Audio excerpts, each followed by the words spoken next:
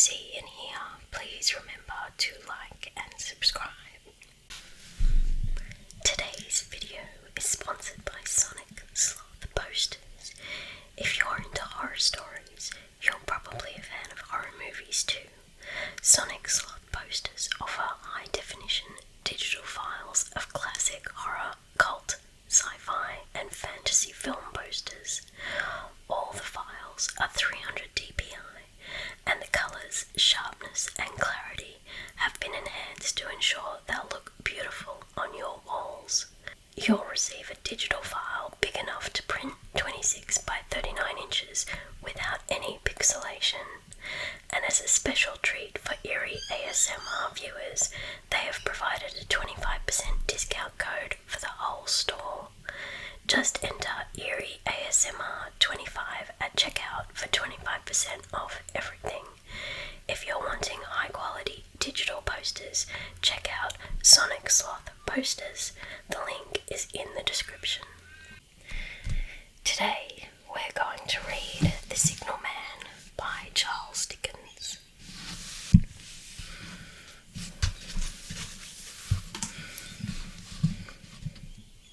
Hello, below there. When he heard a voice thus calling to him, he was standing at the door of his box with a flag in his hand furled round its short pole.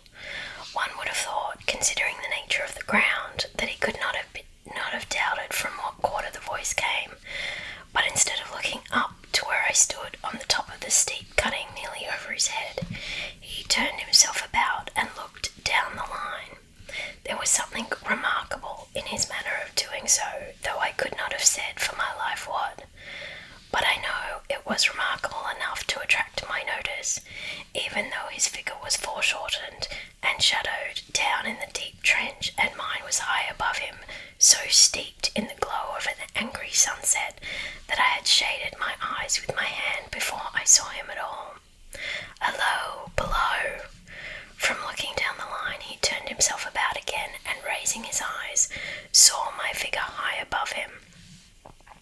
Is there any path by which I can come down and speak to you? He looked up at me without replying, and I looked down at him without pressing too soon, with a repetition of my idle question. Just then there came a vague vibration in the earth and air, quickly changing into a violent pulsation and an oncoming rush that caused me to start back as though it had force to draw me down. When such vapour as rose to my height from this rapid train had passed me and was skimming away over the landscape, I looked down again and saw him refurling the flag he had shown while the train went by. I repeated my inquiry. After a pause, during which he seemed to regard me with fixed attention, he motioned with his rolled-up flag towards a point on my level some 200 or 300 yards distant. I called down to him, "All right," and made for that point. There, by dint of looking closely about me, I found a rough zigzag descending path notched out, which I followed. The cutting was extremely deep and unusually precipitate. It was made through a clammy stone that became oozier and wetter as I went down. For these reasons, I found the way long enough to give me time to recall a singular air of reluctance or compulsion with which he had pointed out the path.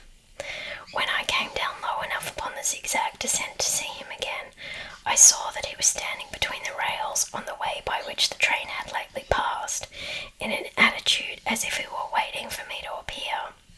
He had his left hand at his chin, and that left elbow rested on his right hand crossed over his breast. His attitude was one of such expectation and watchfulness that I stopped a moment, wondering at it. I resumed my downward way, and stepping out upon the level of the railroad, and drawing nearer to him, saw that he was a dark, sallow man, with a dark beard and rather heavy eyebrows. His post was in as solitary and dismal a place as ever I saw. On either side a dripping wet wall of jagged stone, excluding all view but a strip of sky. The perspective one way only a crooked prolongation of this great dungeon, the shorter perspective in the other direction terminating in a gloomy red light, and the whose massive architecture there was a barbarous, depressing, and forbidding air. So little sunlight ever found its way to this spot that it had an earthy, deadly smell, and so much cold wind rushed through it that it struck chill to me, as if I had left the natural world. Before he stirred, I was near enough to him to have touched him. Not even then, removing his eyes from mine, he stepped back one step and lifted his hand. This was a lonesome post to occupy, I said, and it had riveted my attention when I looked down from up yonder. A visitor was a rarity, I should suppose, not an unwelcome rarity, I hoped. In me, he merely saw a man who had been shut up within narrow limits of all his life, and who, being at last set free, had a newly awakened interest in these great works.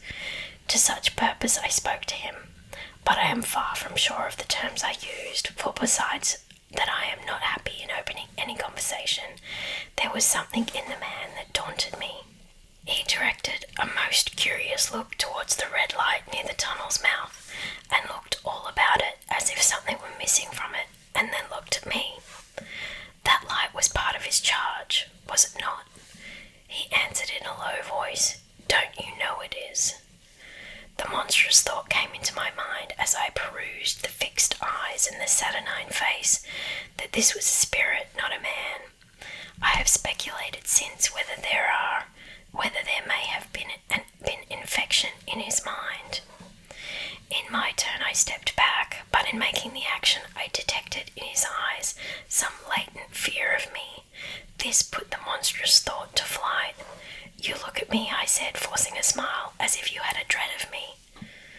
I was doubtful, he returned, whether I had seen you before. "Where?" He pointed to the red light he had looked at.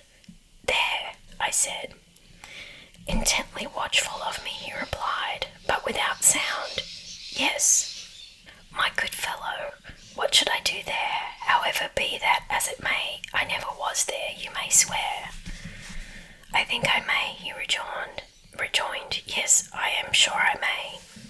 His manner cleared like my own. He replied to my remarks with readiness, and in well-chosen words. Had he much to do there? Yes, that was to say, he had enough responsibility to bear, but exactness and watchfulness were what was required of him, and of actual work, manual labour, he had next to none. To change that signal, to trim those lights, and to turn this iron handle now and then, was all he had to do under that head. Regarding those many long and lonely hours of which I seemed to make so much, he could only say that the routine of his life had shaped itself into that form, and he had grown used to it.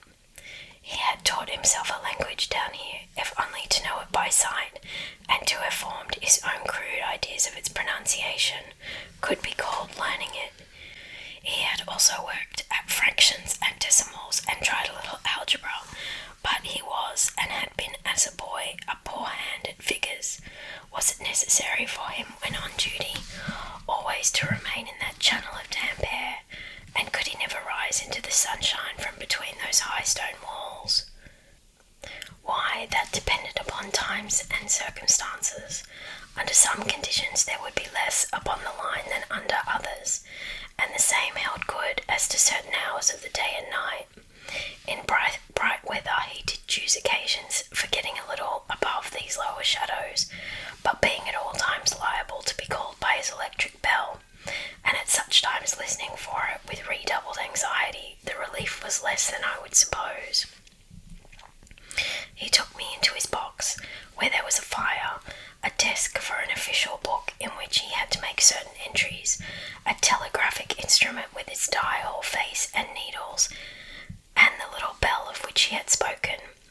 On my trusting that he would excuse the remark that he had been well educated, and I hoped I might say without offence, perhaps educated above that station, he observed that instances of slight incongruity in such a wise would rarely be found wanting among large bodies of men, that he had heard it was so in the workhouse, in the police force, even in that last desperate resource, the army, and that he knew it was so, more or less, in any great railway staff. He had been, when young, if I could believe it, sitting in that hut he scarcely could, a student of natural philosophy, and had attended lectures, but he had run wild, misused his opportunities, gone down and never risen again. He had no complaint to offer about that. He had made his bed, and he lay upon it. It was far too late to make another. All that I have here condensed, he said in a quiet manner, with his grave dark regards divided between me and the fire. He threw in the word sir from time to time, and especially when he referred to his youth, as though to request me to understand that he claimed to be nothing but what I found him. He was several times interrupted by the little bell, and he had to read off messages and send replies. Once he had to stand without the door and display a flag as a train passed, and make some verbal communication to the driver. In the discharge of his duties, I observed him to be remarkably exact and vigilant, breaking off his discourse at a syllable and remaining silent until what he had to do was done. In a word, I should have set this man down as one of the safest of men to be employed in that capacity, but for the circumstances that while he was speaking to me, he twice broke off with a fallen colour, turned his face towards the little bell when it did not ring, opened the door of the hut, which was kept shut to exclude the unhealthy damp, and looked out toward the red light near the mouth of the tunnel. On both of these occasions, he came back to the fire with the inexplicable air upon which I had remarked, without being able to define when we were so far asunder. Said I, when I rose to leave him, "You almost make me think that I have met with a contented man." I am afraid I must acknowledge that I said it to lead him on. "I believe I used to be so, sir," he rejoined in the low voice in which he had first spoken. "But I am troubled, sir, I am troubled." He would have recalled the words if he could. He had said them, however, and I took them up quickly. "With what? What is your trouble?" "It is very difficult to impart, sir. It is very, very difficult to speak of. If ever you make me another visit, I will try to tell you." "But I expressly intend to make you another visit. Say, when shall it be?" "I go off early in the morning, and I shall be on again at 10 tomorrow night, sir." "I will come at 11. He thanked me and went out at the door with me. "I'll show my white light, sir," he said in his peculiar low voice, "till you have found the way up. When you have found it, don't call out, and when you are at the top, don't call out." His manner seemed to make the place strike colder to me, but I said no more than, "Very well. And when you come down tomorrow night, don't call out. Let me ask you a parting question. What made you cry, 'Hello, below there tonight'?" "Heaven knows," said I cried something to that effect. "Not to that effect, sir. Those were the very words. I know them well." "Admit those were the very words." "I said them, no doubt, because I saw you below. For no other reason. What other reason could I possibly have?" "You had no feeling that they were conveyed to you in any supernatural way?" "No." He wished me good night and held up his light. I walked by the side of the down line of rails with a very disagreeable sensation of a train coming behind me until I found the path. It was easier to mount than to descend, and I got back to my inn without any adventure. Punctual to my appointment, I placed my foot on the first notch of the zigzag next night, as the distant clocks were striking 11. He was waiting for me at the bottom with his white light on. "I have not called out," I said when we came close together. "May I speak now?" "By all means, sir. Good night, then, and here's my hand."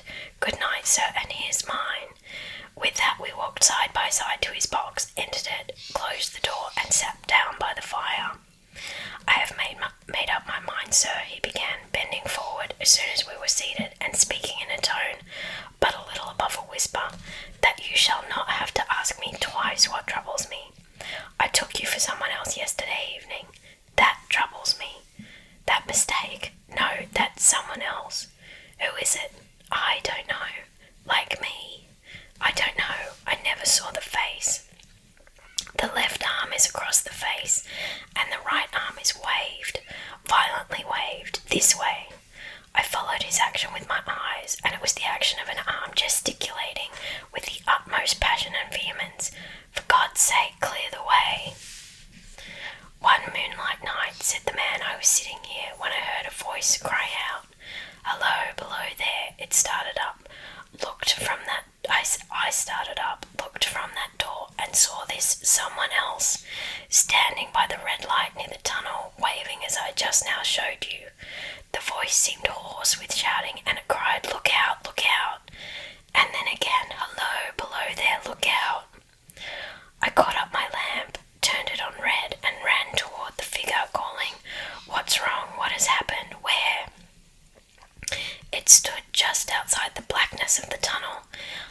glanced so close upon it that I wondered at its keeping the sleeve across its eyes.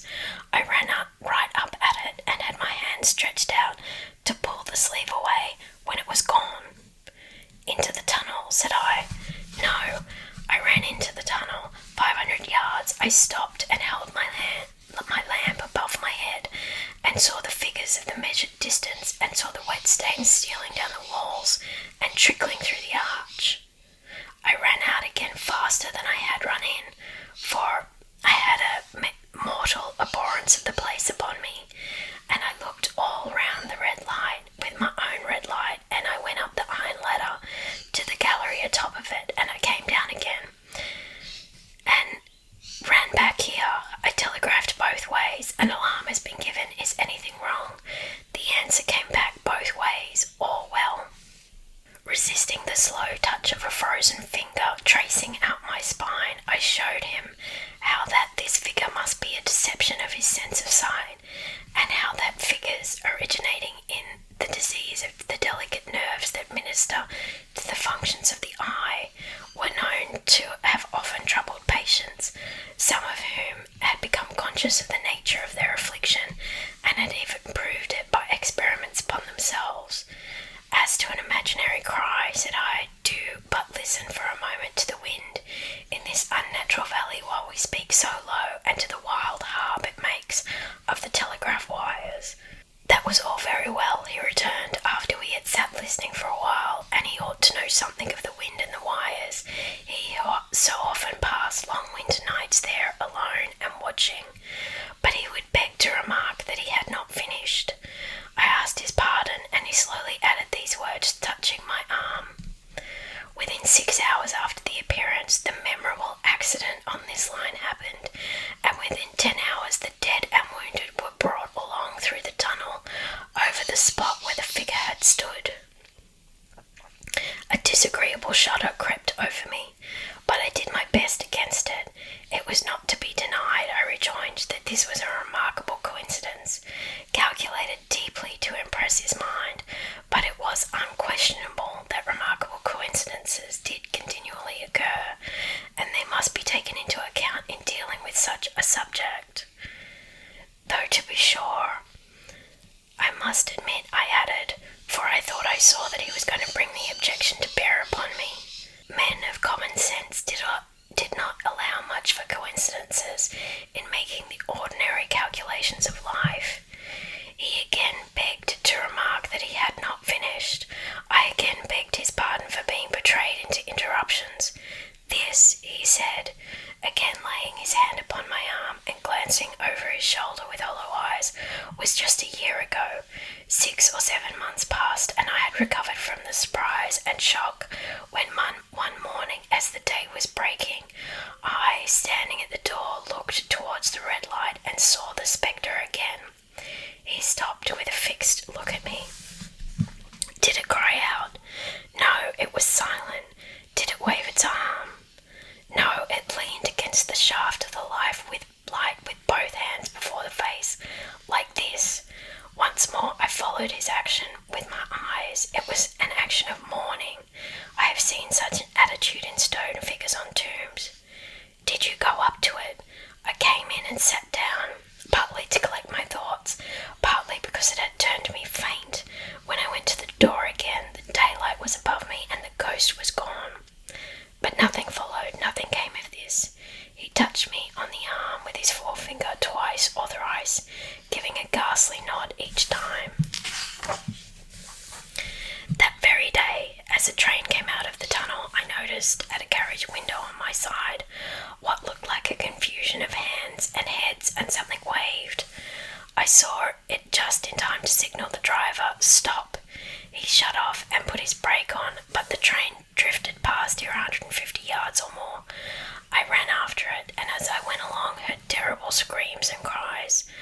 A beautiful young lady had died instantaneously in one of the compartments and was brought in here and laid down on this floor between us. Involuntarily I pushed my chair back as I looked from the boards, at which he pointed to himself. "True, sir, true, precisely as it happened, so I tell it to you." I could think of nothing to say to any purpose, and my mouth was very dry. The Squires took up the story with a long lamenting wail. He resumed, "Now, sir, mark this, and judge how my mind is troubled. The spectre came back a week ago. Ever since, it has been there now and again by fits and starts. At the light, at the danger light, what does it seem to do?" He repeated, if possible with increased passion and vehemence, that former gesticulation of, "For God's sake, clear the way." Then he went on, "I have no peace or rest for it. It calls to me for many minutes together in an agonized manner. Below there, look out, look out. It stands waving to me. It rings my little bell." I caught at that. "Did it ring your bell yesterday evening when I was here and you went to the door?" "Twice." "Why, see how," how your imagination misleads you. My eyes were on the bell and my ears were open to the bell, and if I am a living man, it did not ring at those times.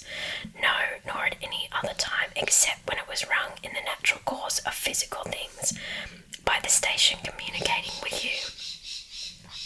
He shook his head. "I have never made a mistake as to that yet, sir. I have never confused the spectre's ring with the man's.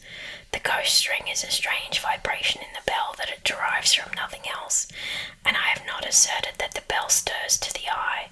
I don't wonder that you failed to hear it, but I heard it." "And did the spectre seem to be there when you looked out?" "It was there. Both times," he repeated firmly. "Both times." "Will you come to the door with me and look for it now?" He bit his underlip as though he was somewhat unwilling, but arose. I opened the door and stood on the step while he stood in the doorway. There was the danger light. There was the dismal mouth of the tunnel. There were the high, wet stone walls of the cutting. There were the stars above them. "Do you see it?" I asked him, taking particular note of his face. His eyes were prominent and strained, but not very much more so, perhaps, than my own had been when I had directed them earnestly toward the same spot. "No," he answered, "it is not there." "Agreed," said I. We went in again, shut the door and resumed our seats. I was thinking how best to improve this advantage, if it might be called one, when he took up the conversation in such a matter-of-course way, so assuming that there could be no serious question of fact between us, that I felt myself placed in the weakest of positions. "By this time you will fully understand, sir," he said, "that what troubles me so dreadfully is the question, what does the spectre mean?" I was not sure, I told him, that I did fully understand. "What is its warning against?" he said, ruminating with his eyes on the fire, and only by times turning them on me. "What is the danger? Where is the danger? There is danger overhanging somewhere on the line. Some dreadful calamity will happen. It is not to be doubted this third time after what has gone before, but surely this is a cruel haunting of me. What can I do?" He pulled out his handkerchief and wiped the drops from his heated forehead. "If I telegraph danger on either side of me or on both, I can give no reason for it," he went on, wiping the palms of his hands. "I should get into trouble and do no good. They would think I was mad. This is the way it would work. Message, danger, take care, answer, what danger, where? Message, don't know, but for God's sake take care. They would displace me. What else could they do?" His pain of mind was most pitiable to see. It was the mental torture of a conscientious man, oppressed beyond endurance by an unintelligible responsibility involving life. When it first stood under the danger light, he went on putting his dark hair back from his head and drawing his hand outward across his temples in an extremity of feverish distress. Why not tell me where that accident was to happen, if it must happen? Why not tell me how it could be averted, if it could have been averted, when on its second coming it hit its face? Why not tell me instead she is going to die? Let them keep her at home. If it came on these two occasions only to show me that its warnings were true,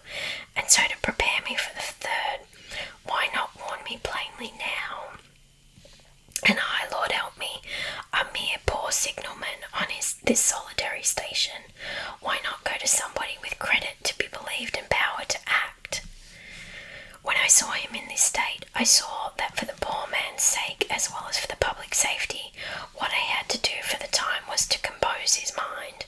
Therefore, setting aside all questions of reality or unreality between us, I represented to him that whoever thoroughly discharged his duty must do well, and that at least it was his comfort that he thoroughly discharged, that he understood his duty, though he did not understand these confounding appearances.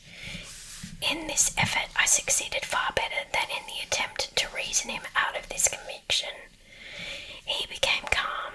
The occupations incidental to his post as the night advanced began to make larger demands on his attention, and I left him at 2 in the morning. I had offered to stay through the night, but he would not hear of it. That I more than once looked back at the red light as I ascended the pathway, that I did not like the red light, and that I should have slept but poorly if my bed had been under it, I see no reason to conceal. Nor did I like the 2 sequences of the accidents and the dead girl. I see no reason to conceal that either. But what ran most in my thoughts was the consideration how ought I to act. Having become the recipient of this disclosure, I had proved the man to be intelligent, vigilant, painstaking, and exact. But how long might he remain so in his state of mind? Though in a subordinate position, still he held a most important trust, and would I, for instance, like to stake my own life on the chances of his continuing to execute it with precision?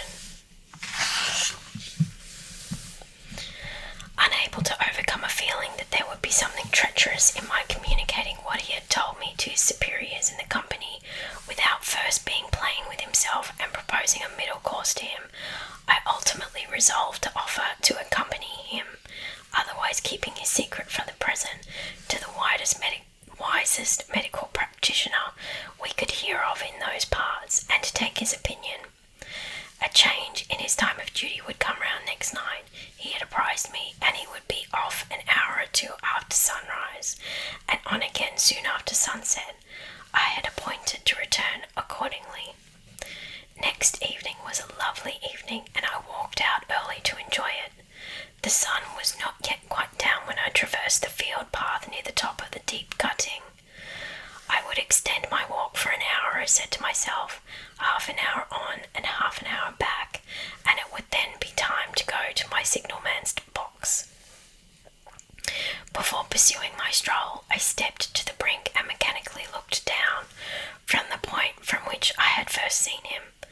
I cannot describe the thrill that seized upon me when, close at the mouth of the tunnel, I saw the appearance of a man, with his left sleeve across his eyes, passionately waving his right arm. The nameless horror that oppressed me passed in a moment, for in a moment I saw that this appearance of a man was a man indeed, and that there was a little group of other men standing at a short distance to whom he seemed to be rehearsing the gesture he made. The danger light was not yet lighted. Against its shaft a little low hut, entirely new to me, had been made of some wooden supports and tarpaulin. It looked no bigger than a bed.